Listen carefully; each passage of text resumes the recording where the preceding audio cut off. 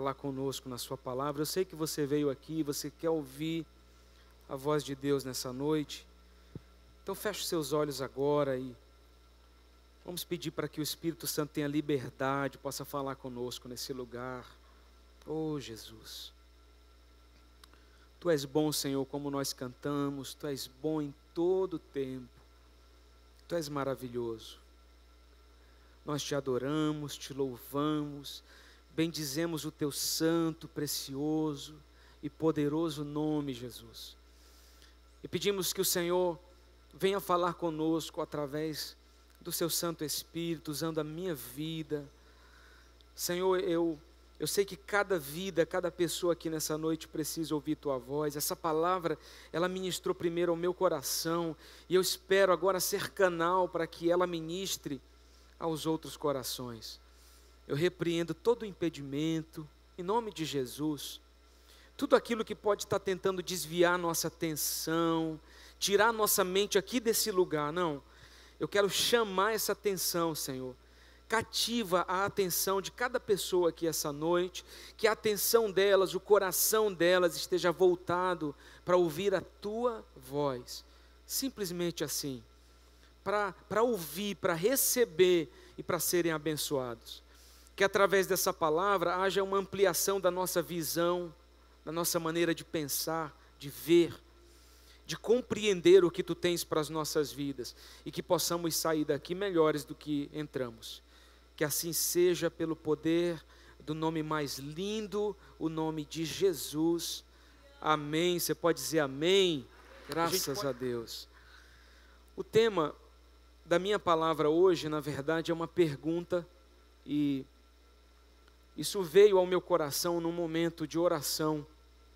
E Deus falou profundamente comigo sobre isso, e eu gostaria de tentar compartilhar com você aquilo que eu aprendi com Deus, porque assim como foi útil para mim, tem sido, eu acredito que vai ser útil para você também. Então, o tema da ministração de hoje é: Deus muda? Deus pode mudar? Para compreender essa mensagem, nós precisamos falar sobre o conceito de mudança. O que isso significa? Mudança é o ato ou efeito de mudar, de dispor de outro modo de se fazer a mesma coisa. De repente você que lidera pessoas, que gerencia uma empresa, ou que lidera a sua célula, ou sua equipe, ou seu ministério, você descobre que as pessoas muitas vezes vão fazer o que você pediu, mas de uma maneira diferente do que você faria. Aí você, quando era solteiro, dobrava a tua toalha como um quadrado, e aí você casa com uma esposa como a minha, que gosta de dobrar a toalha, depois enrolar e colocar elas todas enroladinhas umas do lado das outras. As toalhas estão guardadas e estão dobradas, mas é uma outra forma de se fazer. Então, você pode, às vezes, para conquistar o mesmo objetivo, mudar a estratégia. Não é mal mudar a estratégia, desde que você consiga alcançar aquele objetivo. Então, essa palavra mudança é um substantivo feminino que, dependendo do contexto que se emprega, pode ter diferentes sentidos. Mudança de vida, por exemplo, é a aquisição de novos hábitos. Então, você comia muito mal, você não se exercitava, você não se cuidava, mas agora você passou a cuidar da sua alimentação, você passou a se exercitar e você mudou os teus hábitos. Então aconteceu uma mudança na tua vida. Dentro desse contexto você mudou, você está mudando. Então, dentro do contexto se emprega diferentes sentidos, mudança de vida. Então é quando você muda de hábito, é estar aberto para aprender coisas novas, ou buscar um novo estilo de vida, fazer uma revisão dos valores, das regras e dos compromissos. Você quer ver isso? O final do ano, a virada do ano é uma excelente oportunidade, e é uma oportunidade dada por Deus para a gente fazer isso aqui, mudar. E geralmente final de ano nós fazemos a semana profética, então a gente começa a sonhar o que quer para o ano seguinte, começamos a avaliar o que ficou para trás e o que a gente fez que não foi bom. Poxa, eu poderia ter feito isso de forma diferente. E você reavalia o passado para conquistar um futuro melhor, só que você precisa passar pela mudança para isso, e você observa que daquela forma não estava dando certo, então você começa a mudar, você começa a perceber que mudar é importante. O conceito de mudança para nós se aplica facilmente, mas o conceito de mudança para Deus precisa ser bem compreendido biblicamente. Mas afinal de contas, eu pergunto de novo, dentro desse conceito de mudanças, o que você acha? Deus muda? Nós crescemos ouvindo algo diferente. Talvez você não tenha se convertido aqui nesta igreja. Você se converteu em uma outra igreja como eu, e você depois de um tempo veio parar aqui, hoje você está se congregando conosco. Mas talvez você tenha ouvido na sua igreja local, naquela época, do seu pastor naquela época, como eu ouvi minha vida inteira: Deus não muda. Deus é imutável. Ele é o mesmo que foi ontem, Ele é hoje e será eternamente. Quem já ouviu isso aqui, pelo menos uma vez na vida, por favor, levanta a mão. Então, a grande maioria, a avassaladora de nós, ouviu que Deus não muda. Portanto, nós aceitamos esse conceito. Mas essa é a beleza, meus irmãos, da palavra de Deus. Deus muitas vezes pode fazer você compreender algo diferente dentro do mesmo texto. Que uma outra pessoa recebeu uma ministração, você pode receber uma ministração também. Porque Deus, Ele faz isso através da sua palavra. Mas esse conceito de imutabilidade de Deus, a sua qualidade de nunca mudar, ela é vista na Escritura. Nós podemos, assim, ler isso na palavra de Deus. Então vamos lá, está aqui Malaquias 3,6. Você pode abrir sua Bíblia, esse é o único texto, o primeiro na verdade, depois o último eu vou pedir que você leia comigo. Mas, Malaquias 3,6, eu quero só ler a parte A do texto. Só a primeira parte. Só a primeira parte do texto. Isso, obrigado. No telão, a versão NVI, P, eu acho que esse P é de poderosa, deve ser. Ah, é, NVI português, desculpa. Está dizendo assim: de fato, eu, o Senhor, não mudo. Na minha versão, está dizendo: porque eu, o Senhor, não mudo. É o que está dizendo aí na sua Bíblia. Mas você sabe que muitas vezes nós lemos a nossa Bíblia e passamos por cima dela muito rápido. Irmão, deixa eu te dar um conselho. Muito bom você estar seguindo o plano de leitura bíblica. Nós vamos começar a escola da Bíblia agora, dia 31. Vamos voltar com os cursos bíblicos dia 31 também. Isso é maravilhoso. Então leia, faça parte da escola da Bíblia, mas separe um momento para que você leia a sua Bíblia sem correr. Para que você leia a sua Bíblia e permita que o Espírito Santo ministre ao teu coração. Você sabe que quando diz assim, o Senhor diz: eu sou o Senhor, não mudo. Essa palavra mudo no original, de mudança, não está falando de coisas que mudam. Mas o que Deus está dizendo nesse texto, Ele diz assim: eu, Senhor, eu sou o Senhor e eu não me disfarço. O que Deus está dizendo é o seguinte: eu sou o que eu sou o grande eu sou o Senhor dos senhores. Eu não preciso colocar uma máscara para que você se agrade de mim. Eu sou quem eu sou, e o que eu digo é o que eu digo e acabou. Eu sou claro, eu sou aberto, você pode me conhecer. Eu não estou disfarçado. Sabe aquele rapaz que para conquistar a moça, ele diz que gosta de coisas que ele não gosta, mas porque ele descobriu que ela gosta. Então, naquela coisa da conquista, ele acaba dizendo que ama filme romântico, mas ele odeia, ele gosta de filme de morte. Ele gosta de metralhadora, cabeça voando. Ele amou aquele filme do Wolverine, que já começa com dois caras perdendo a cabeça e se partindo no meio. Então ele gosta de ver sangue, mas a menina é romântica. Então o que é que ele faz? Ele põe uma máscara do romantismo. Vamos ver Cartas para Julieta. Eu acho aquele filme tão bonito. E ele se disfarça. Deus não precisa disso. O evangelho, simples e puramente, ele é atrativo. E ele atrai as pessoas, não porque ele se camufla, diferente do diabo. O diabo não se apresentou para Eva no jardim como o diabo. Ele se apresentou em forma de uma serpente. Ele se disfarçou para ser atraente. É quando ele chega na escola para os nossos filhos e diz assim: ei, a droga é legal. Se você usa, você vai ver estrelinha. Você vai ver, olha, vai ser um negócio legal, uma viagem.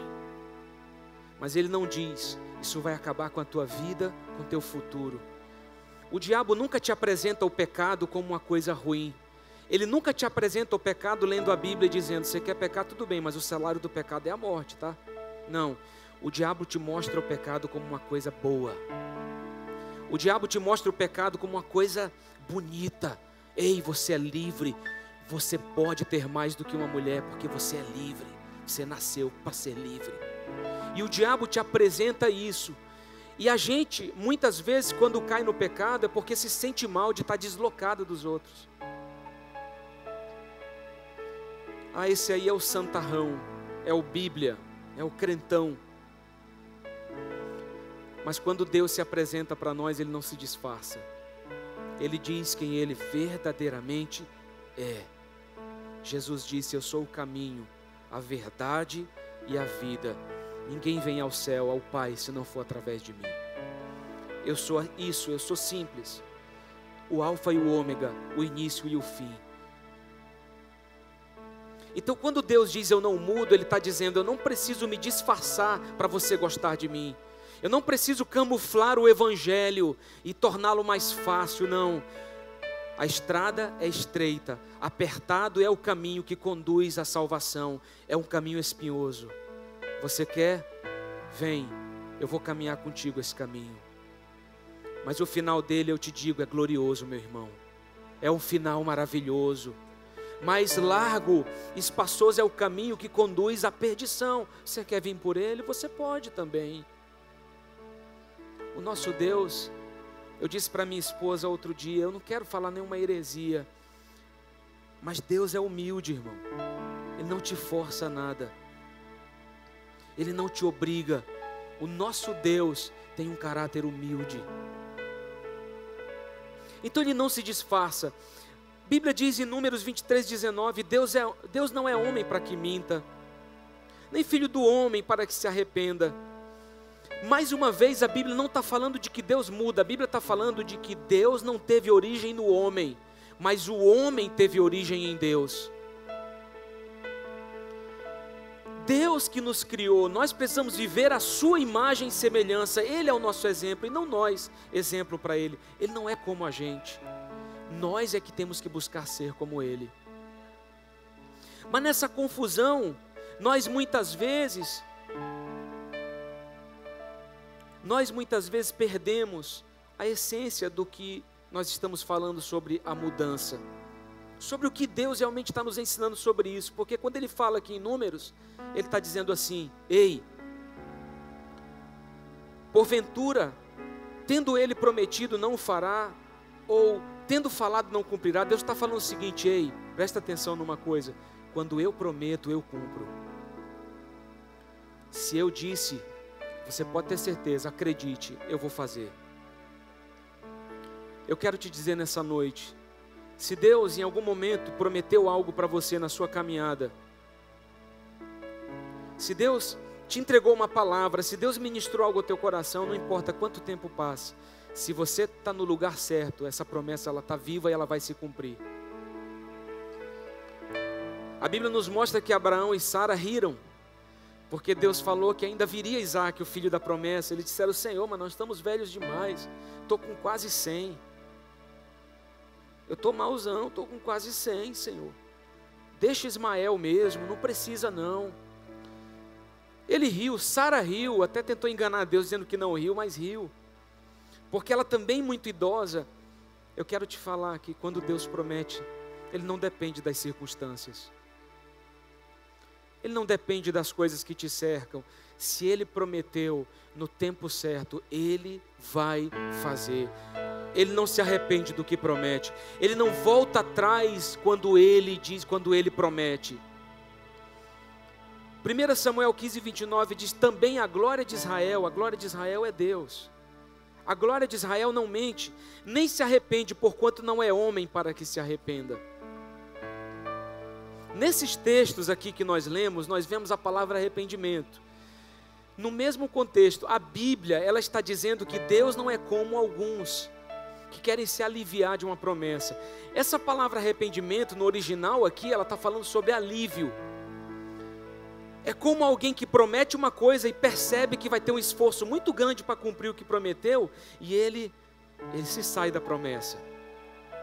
É alguém que não tem palavra. Então ele prometeu, mas ele acaba não cumprindo, porque ele sabe que vai haver um esforço, e ele não pensou. Irmão, eu vou te falar, são aquelas promessas que a gente faz quando está emocionado. Você já fez promessa emocionado?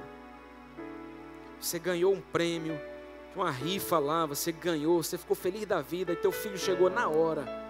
Pai, dá para o senhor comprar para mim aquele carro que custa R$500? E você estava tão eufórico que você falou assim: com certeza, amanhã a gente compra. Mas aí você dormiu, acordou, aí você olha para o dinheiro do prêmio e pensa no dinheiro do carro, olha para o dinheiro do prêmio, pensa no dinheiro do carro, diz: meu filho, não dá para outra vez não, é muito caro, porque você prometeu na hora que você estava assim, feliz. Não faça promessas quando você está muito feliz ou quando você está muito triste, isso vai te comprometer. Só faça promessas quando você tiver a razão do que você está fazendo. Mas o nosso Deus, Ele está dizendo o seguinte: quando eu te prometer algo, eu nunca vou querer me aliviar do que eu prometi. Não, quando eu te prometer algo, esse encargo está no meu coração, e no tempo certo eu vou cumprir. Eu não esqueço do que eu prometo, eu não volto atrás daquilo que eu prometo. Deus não quer se aliviar do que Ele te prometeu, Ele quer cumprir aquilo que Ele te prometeu. Nós vemos aqui em Ezequiel 24:14, eu, Senhor, o disse. Eu disse, será desse jeito, eu vou fazer assim. Não tornarei atrás, não pouparei, nem me arrependerei. O que eu quero compartilhar hoje é que isso talvez não esteja tão claro para nós. E se não está claro, então somos malignamente impedidos de acessar com clareza. Vê só uma coisa. Sabe aquela comida que você nunca comeu? Por exemplo, eu tenho um parceiro meu ali que odeia cebola igual a mim, tá? Mas eu nunca botei uma cebola na boca. Essa é a verdade, irmão. Estou sendo bem honesto. Aí o meu irmão, que agora tem lá a hamburgueria, tem um sanduíche lá que tem uma cebola caramelizada e tem uma cebola empanada. Aí o cara tentando me convencer: rapaz, se você comer esta cebola empanada, parece até batata, você não sente nada. Se parece batata, eu como batata. Para que eu vou comer cebola que tem gosto de baia? Eu como batata. Mas o fato é, eu nunca provei, e eu tenho medo de provar.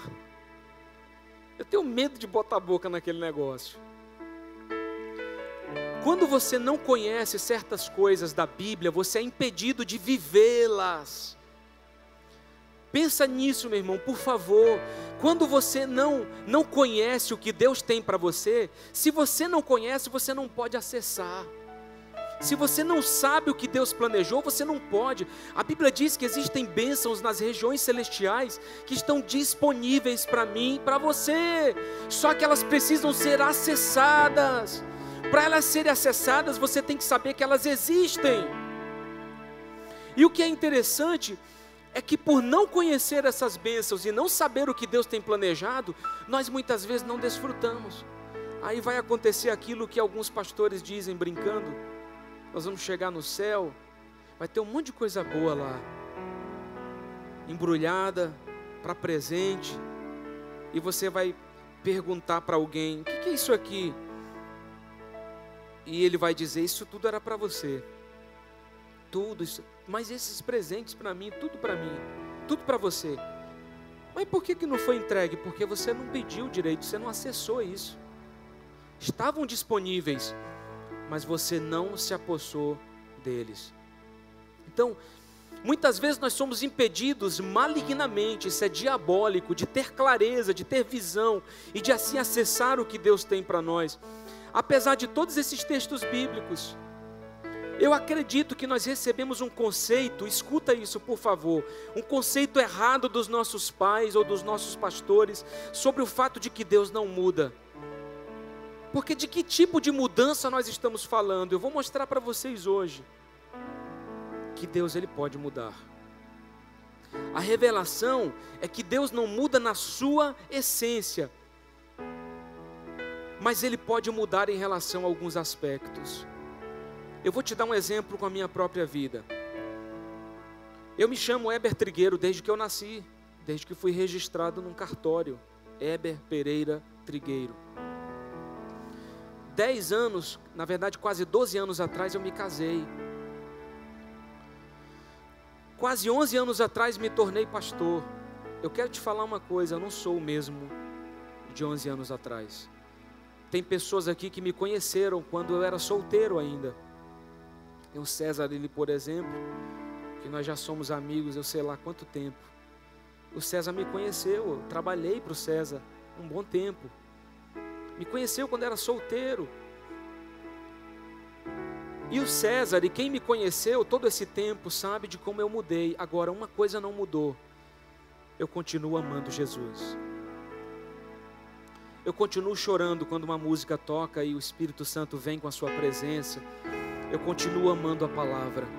Eu continuo querendo agradar a Deus. Eu tinha esse mesmo desejo 15 anos atrás. Mas me casar, me tornar pai, me tornar pastor mudou minha forma de ver muitas coisas. Me amadureceu. As experiências, as dificuldades, as conquistas, elas me tornaram alguém diferente. Eu mudei, mas a minha essência continua aqui dentro. Então, a essência de Deus não pode mudar, Ele é Deus. Mas eu vou te mostrar que há uma forma de mover o coração de Deus. Há uma forma de até mudar as decisões de Deus. Isso é grave. Olha para o irmão do seu lado e diz: meu irmão, isso é muito grave, rapaz. Mudar uma decisão de Deus?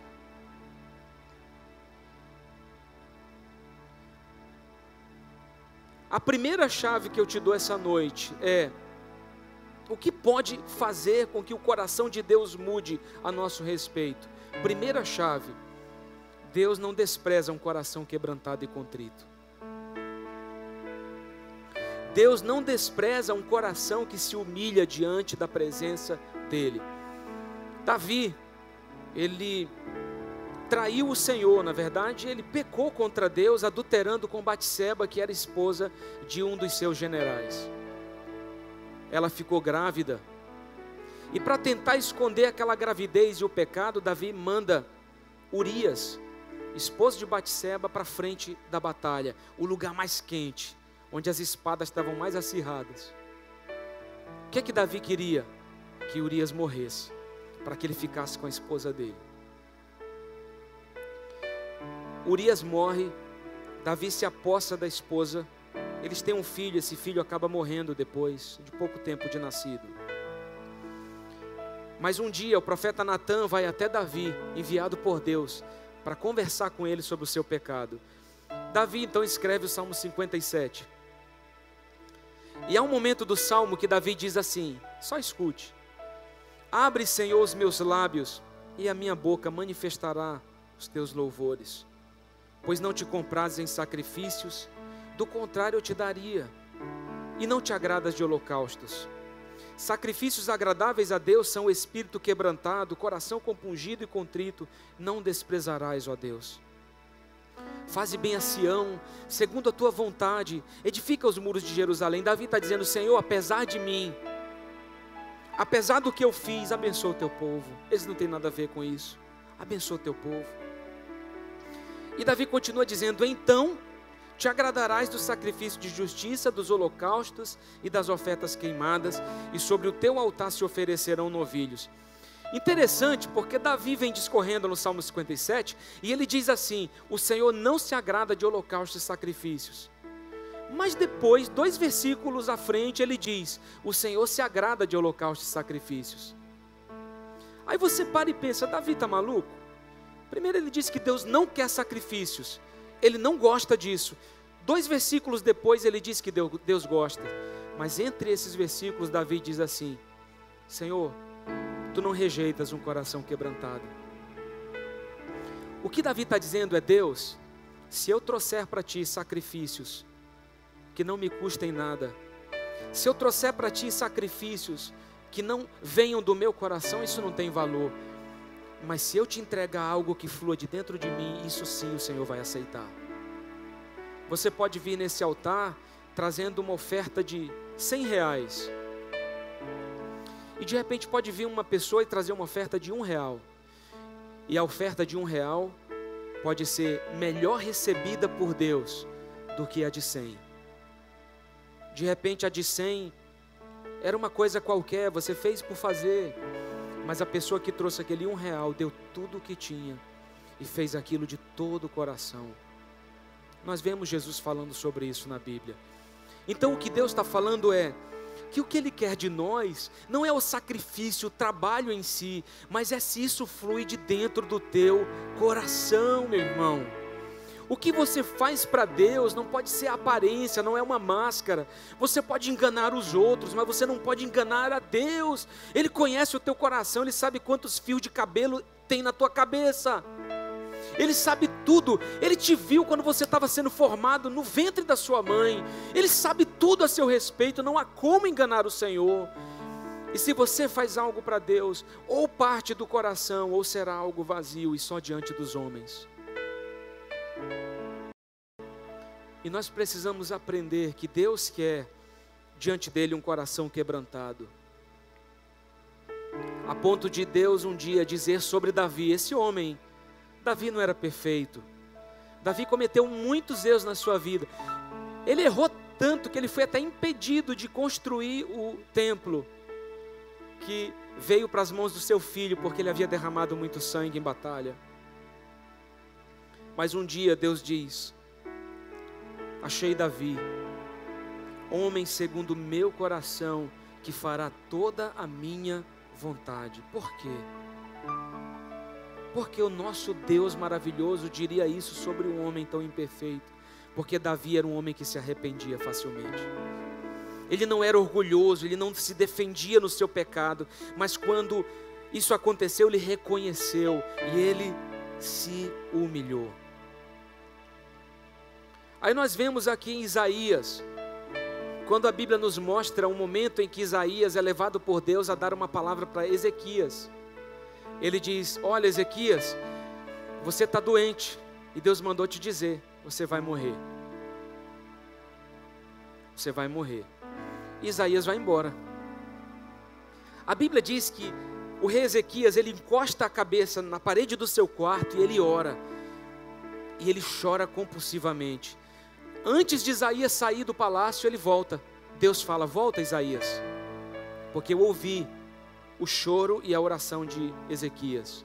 Isaías volta e diz: Ezequias, Deus mandou te dizer, havia um decreto de morte sobre a tua vida, mas Deus ouviu a tua oração e viu o teu choro, e Ele mandou te dizer que Ele vai acrescentar mais 15 anos de vida à sua existência. Primeiro Deus tinha dito: arruma a casa, porque a tua morte é certa. Agora Deus diz, diante de um coração quebrantado: calma, você tem mais 15 anos de vida. Deus mudou. Deus mudou sua decisão diante de alguém que chorou e que clamou diante dele, que expôs e abriu o coração. Então aqui nós encontramos a primeira chave para mover o coração de Deus: o arrependimento. Foi isso que Davi fez para conquistar o coração de Deus, e Ezequias também. Essa é uma chave que nós encontramos na vida desses homens que se humilharam. Outro exemplo claro está aqui em Mateus 15, 21. Está lá vindo Jesus, andando com seus discípulos. Imagina comigo, de repente uma mulher cananeia, Ciro-fenícia, ela não era hebreia, ela não era uma mulher do povo, mas olha o que ela disse o seguinte: Jesus, filho de Davi. Minha irmã, você pode desligar esse celular, por favor? Se você quiser ouvir, você pode ir lá fora, tá bom? Eu te agradeço. Ela disse assim, deixa eu voltar aqui e me pegar o fio da meada. Ela disse, Jesus, filho de Davi, eu preciso de ajuda, minha filha está endemoniada. Você sabe o que Jesus fez? Jesus não fez nada, absolutamente nada. Ele sequer olhou para trás, mas aquela mulher continuou gritando, Jesus, filho de Davi, a ponto dos discípulos se perturbarem e disserem assim, mestre, manda essa mulher embora. Manda essa mulher embora, Senhor, ela está perturbando a gente. E aí Jesus, ele vem e dá a primeira palavra para aquela mulher, naquele momento. Ele diz assim, o que eu vim trazer para aqueles que são da casa do meu pai, eu não vim trazer para aqueles que não são. Por que eu vou pegar a comida que eu trouxe para os meus e dar aos cachorrinhos? Irmão, por favor. Jesus, na verdade, chamou aquela mulher de cadela. Está aqui na Bíblia. Por que eu vou tirar dos filhos para dar aos cachorros? O que é um cachorro no feminino? É uma cadela. Você pensa, mas por que Jesus fez isso com essa mulher? Por que Jesus tratou essa mulher tão duramente?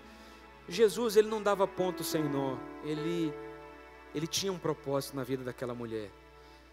Mas aquela mulher olha para Jesus e diz assim, irmão, me diz, se você vier até mim e diz, pastor Heber, me ajuda, e eu te chamar de cachorro, eu não sei o que você ia fazer comigo, irmão. Minha irmã, não te ajudo hoje, porque eu não vou gastar minha energia com a cadela. Você ficar no mínimo muito zangado, talvez o orgulho ia subir, o sangue ia esquentar, você ia querer me agredir, nem que fosse com palavras.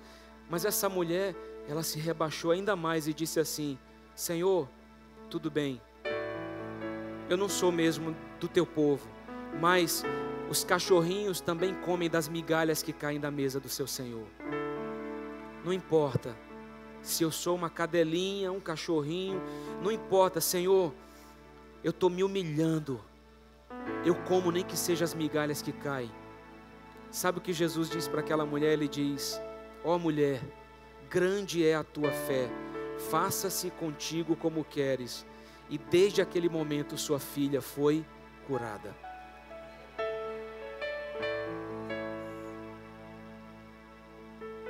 Havia uma história e há um contexto teológico de que os cananeus, eles tinham muito orgulho. Então eu não sei se Jesus realmente estava querendo confrontar, porque tem coisas que você tem que confrontar para que haja cura. Mas aquela mulher, ela se humilhou. Interessante porque eu vi um pastor que eu admiro demais, Danilo Figueira, comunidade cristã de Ribeirão Preto, dizendo que você identifica na igreja aqueles que têm fome de Deus rapidamente. Aqueles que se humilham são aqueles que quando você faz um apelo, eles vêm à frente. Eles são os primeiros a vir à frente, eles querem oração. Eles não estão se preocupando se alguém vai pensar alguma coisa deles, mas esse irmão lá na frente no altar, não. Eles vêm. Outro dia uma pessoa entrou no meu escritório. Fui orar com ele no final do aconselhamento e eu não pus minha mão nele. E no final da oração ele pegou as minhas mãos e pôs na cabeça dele e disse, pastor, ora por mim. Profetiza aqui sobre a minha vida. E eu terminei aquela oração orando com as mãos na cabeça dele, porque ele puxou as minhas mãos.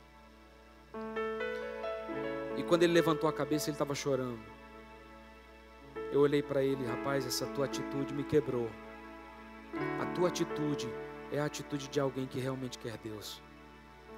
Não sou eu, meu irmão. É o princípio de querer. É a tua vontade, é o teu coração que vai mover o coração de Deus. Eles disseram, arrependei-vos, porque é chegado o reino dos céus. Você vai ter o reino dos céus quando o teu coração se arrepender. Não pense que você vai chegar aqui perfeito. Meu irmão, o pastor Heber não é perfeito, eu não sou perfeito, você não é perfeito. Se eu for esperar ser perfeito, eu vou ter que entregar o comando dessa igreja e não vai ter ninguém para receber, porque ninguém é perfeito. Não tem ninguém perfeito aqui nesse salão, exatamente ninguém.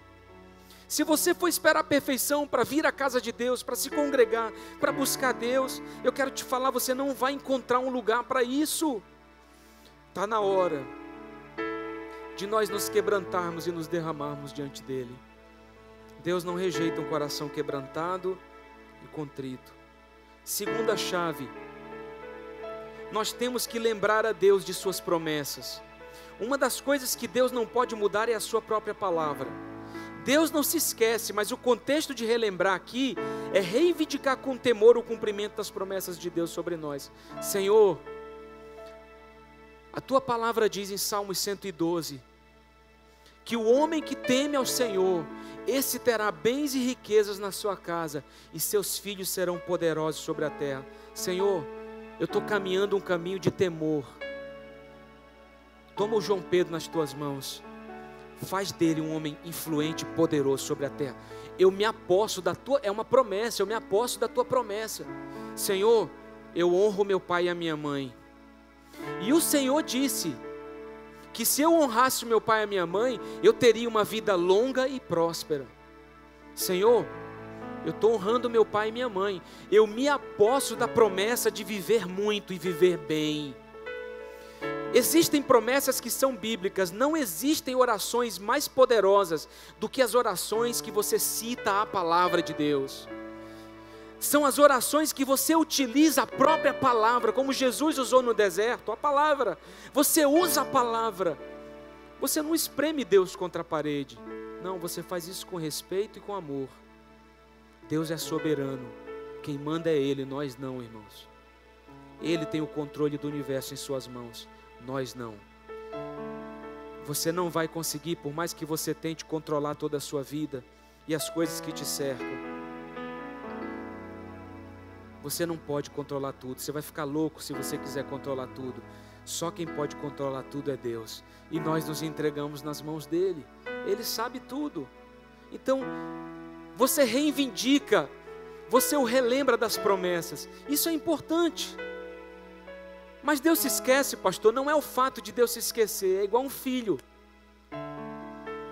Você quer ser perturbado, promete uma coisa para uma criança, irmão. É assim ou não é? E agora? Não tem, João Pedro não está aqui. Tem o tal do álbum da Copa, irmão. Isso está deixando o pai maluco. Porque o menino quer que você vá, compre a figura e depois que você sente 2 horas para trocar a figurinha. Eu estava no shopping, o povo está doido trocando as figurinhas do álbum da Copa. Estava lá. Aqui na praça o pessoal se reúne todo sábado de manhã. Eu fico maluco trocando figurinha da Copa. Aí você diz assim: filho, papai vai te levar na banca e vai comprar um álbum da Copa para você. Irmão, é 1h01. É hoje, pai? É hoje? Não, meu filho, amanhã. Aí o dia amanhece, ele já te pergunta: pai, não esquece, hein? O senhor me prometeu comprar o álbum da Copa, hein? Não te esquece. Tá bom, meu filho, é hoje, eu vou te levar à tarde. E aí, pai, agora? E no outro dia? Esse menino não vai descansar, irmão. Tu vai ter que comprar esse álbum da Copa para ele. Ou se tu prometeu aquela boneca, como é Doutora Brinquedo, ou quem mais? Tem umas bonecas aí, Baby Alive. A boneca chora, a boneca diz: mamãe, eu te amo. A boneca faz xixi, a boneca... Irmão, aquilo é maligno, aquela boneca. Aquilo é quase um Chuck. Aquilo é arriscado a menina acordar de madrugada e oi, aquela boneca. Brincadeira. Mas a menina vai te perseguir. Olha, irmão, no bom sentido. Eu penso que tem horas que a gente tem que dizer: Deus, o Senhor está lembrado, Senhor? Existe uma promessa, nem Senhor? O Senhor lembra? E nós vemos aqui alguns homens na Bíblia que usaram isso. Deus, por exemplo, está lá no monte, batendo papo com Moisés. 40 dias lá com Moisés, numa boa, tendo comunhão os dois. E Deus diz assim: Moisés, desce, porque esse povo que tu tirou do Egito, eles são um povo rebelde. Desce, porque eles já fizeram um Deus lá para eles. Como eles viram que Moisés não descia, apertaram Arão, o sacerdote, e disseram: Arão, Moisés não desce mais e Deus também não quer nada com a gente. Então, nós queremos que você faça para nós um Deus, para que nós possamos festejar e adorar, porque Ele nos tirou do Egito. Arão pega o ouro da população, do pessoal, e constrói um bezerro de ouro. Quando Moisés chega, eles estão festejando em volta do bezerro. Sabe o que Deus disse para Moisés? Moisés, é o seguinte: eu vou acabar com esse povo, é agora. Eu vou matar todo mundo, eu vou exterminar essa raça. Esse povo não merece isso não, Moisés. Esse povo é rebelde. Mas olha o que Moisés diz: mas Senhor, o Senhor tem certeza que o Senhor vai fazer isso? Senhor, o que é que vão pensar de ti? Que tu és um Deus que tira o povo do Egito para matar no deserto? Não, Senhor, tu és um Deus bom, tu não és isso, tu não pode. E o camarada convence Deus, e mais uma vez Deus muda. E Deus muda uma decisão, por causa de um coração, o coração de um homem, que disse: Deus, o Senhor nos tirou do Egito e pôs promessas sobre nós. Há uma promessa de que nós seremos numerosos e grandiosos na terra. O Senhor se lembra dessa promessa. Existe uma promessa sobre nós. Josué, na hora que vai entrar na terra prometida, ele diz: Senhor, a minha força agora é a mesma de quando eu comecei com Moisés. Eu estou cheio de vigor. Mas eu te digo, Senhor, eu quero que as promessas que estavam sobre Moisés agora se cumpram sobre a minha vida. Eu sou o sucessor dele. Moisés se foi, mas eu estou aqui vivo, Senhor. Você sabe que tem promessas que não vão se cumprir na sua vida, mas na vida dos seus filhos. E talvez você esteja vivendo coisas que seus avós plantaram. Eu tenho certeza, gente, que eu vivo coisas hoje que foram profetizadas pelo meu avô. Eu me lembro dele profetizando sobre mim. Chegávamos ali na igreja congregacional, em Pombal, Paraíba. Aquela igreja tradicional. Não batia palma, não dizia glória a Deus. Mas você sabe, aqueles irmãos no tradicionalismo deles, eles estavam cheios de Deus. Eu me lembro do meu avô se ajoelhando do meu lado. Eu sentei, bem criança, ele se ajoelhou. Eu tinha uma máquina fotográfica, na época era uma máquina mesmo, não era digital, ela fazia tchac-tchac. E eu puxei minha máquina para tirar uma foto dele. Na hora ele: não faça isso, meu filho. Aqui é a casa de Deus. Não fotografe aqui dentro. As coisas mudaram muito, né? Hoje a gente não pode ter um movimento, gravam a gente em qualquer lugar. Todo mundo virou detetive. Mas o meu avô ali, e eu me lembro, ele profetizando sobre a minha vida. Na verdade, ele me levantou no altar, me consagrou a Deus, e no altar ele profetizou que eu seria um homem de Deus. Davi recebeu a incumbência de Deus de construir o templo. Começou a comprar o material e a levantar tudo que era necessário, na verdade, as doações do povo. Mas um dia Deus disse: Davi, não é você que vai construir. Você tem que juntar o material, mas quem vai construir esse lugar é teu filho, é Salomão. Nós temos que entender que existem promessas que são geracionais. Deus libera sobre você, mas Ele vai alcançar a sua vida e as pessoas que vierem depois da sua geração. Aquele que teme ao Senhor, ele terá bens e riquezas na sua casa, e seus filhos serão poderosos sobre a terra. Mas Josué disse: Senhor, a promessa que tu fizeste para Moisés, eu a quero sobre mim.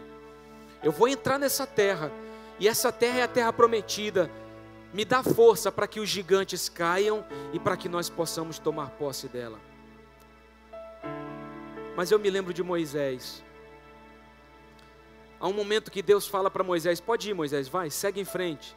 Moisés olha para Deus, ele era um homem tremendo. Ele diz: Senhor,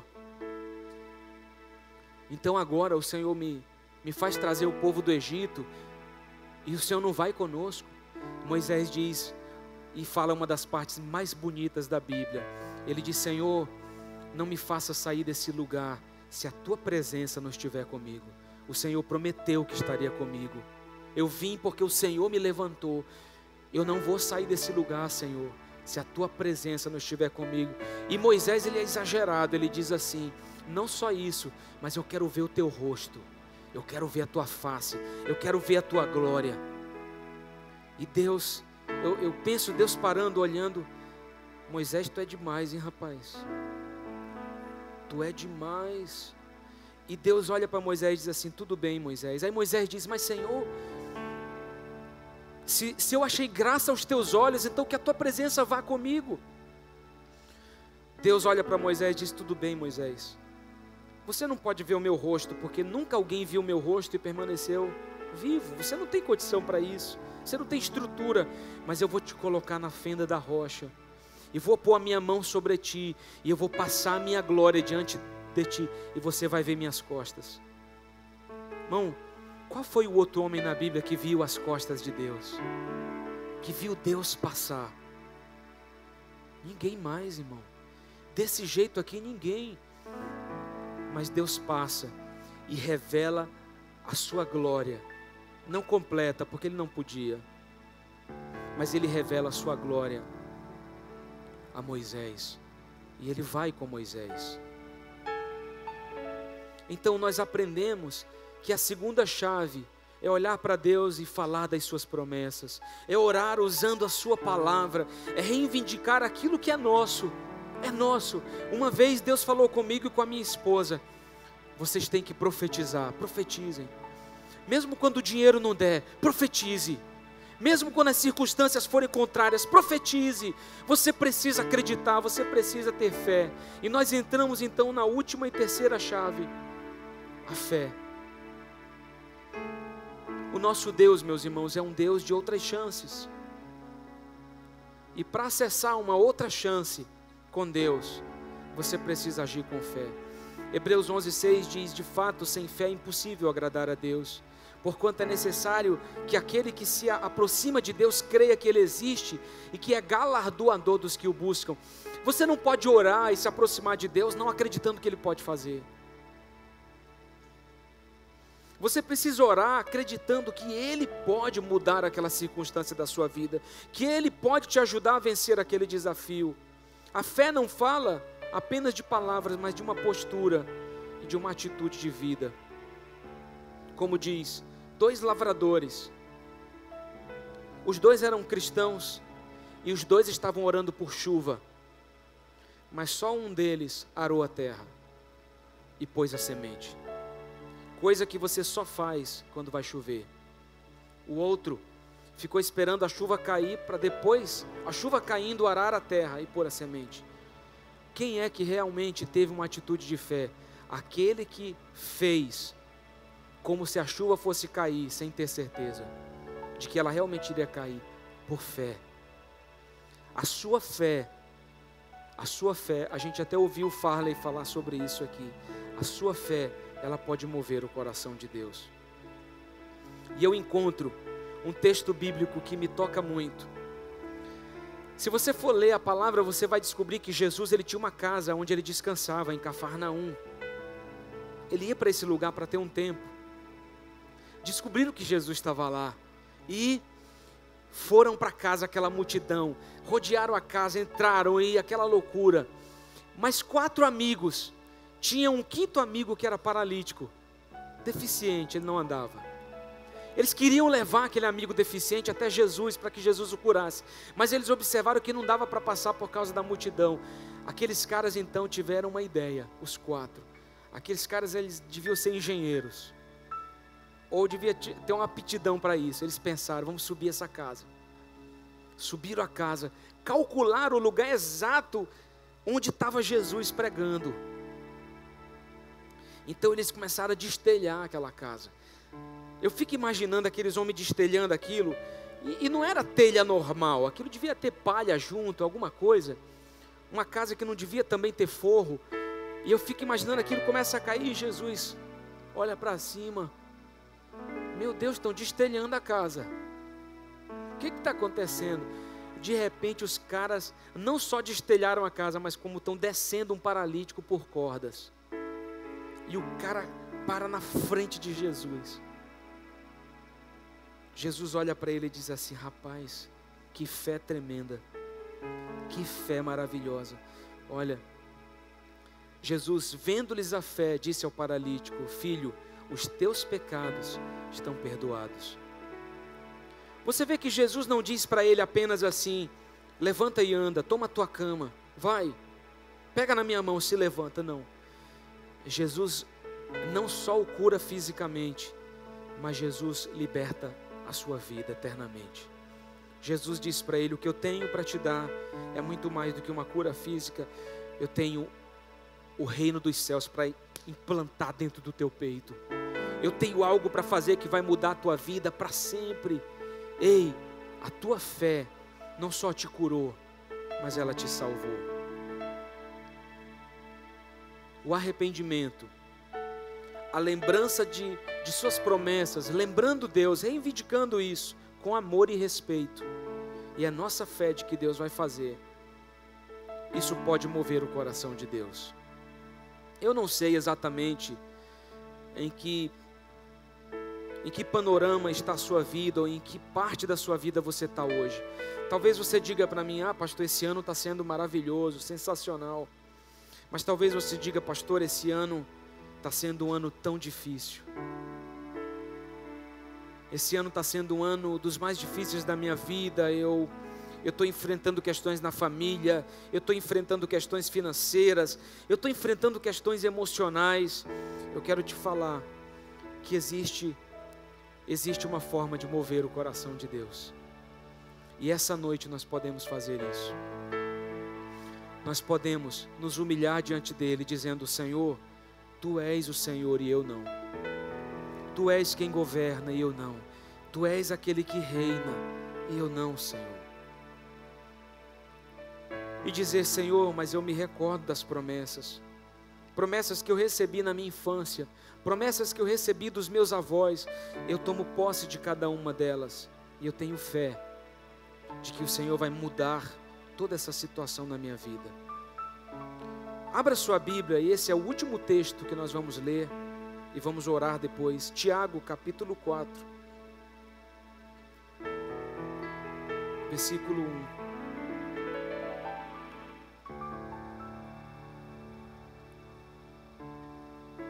Tiago 4, 1.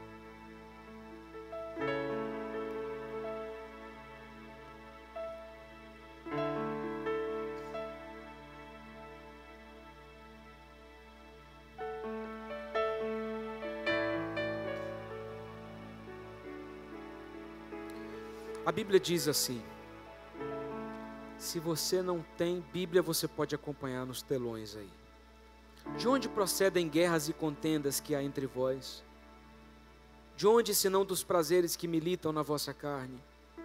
Cobiçais e nada tendes, matais e invejais e nada podeis obter. Viveis a lutar e a fazer guerras, nada tendes porque não pedis. Pedis e não recebeis, porque pedis mal, para esbanjardes em vossos prazeres. Infiéis, não compreendeis que a amizade do mundo é inimiga de Deus? Aquele, pois, que quiser ser amigo do mundo, constitui-se inimigo de Deus. Ou supondes que em vão afirma a Escritura: é com ciúme que por nós anseia o Espírito. Olha para o irmão do seu lado e diz: meu irmão, Deus tem ciúme de você, tá? O Espírito Santo tem ciúme de você, rapaz. Versículo 6. Antes ele dá maior graça, pelo que diz: Deus resiste aos soberbos, mas dá graça aos humildes. Sujeitai-vos, portanto, a Deus, mas resisti ao diabo, e ele fugirá de vós. Chegai-vos a Deus, e ele se chegará a vós outros. Purificai as mãos, pecadores, e vós que sois de ânimo duplo, limpai o coração. Afligi-vos, lamentai e chorai. Converta-se o vosso riso em pranto e a vossa alegria em tristeza. Humilhai-vos na presença do Senhor, e Ele a seu tempo vos exaltará.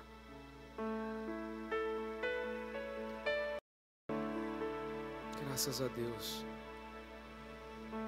A Bíblia diz que nós muitas vezes não recebemos, porque infelizmente não sabemos pedir, porque pedimos mal.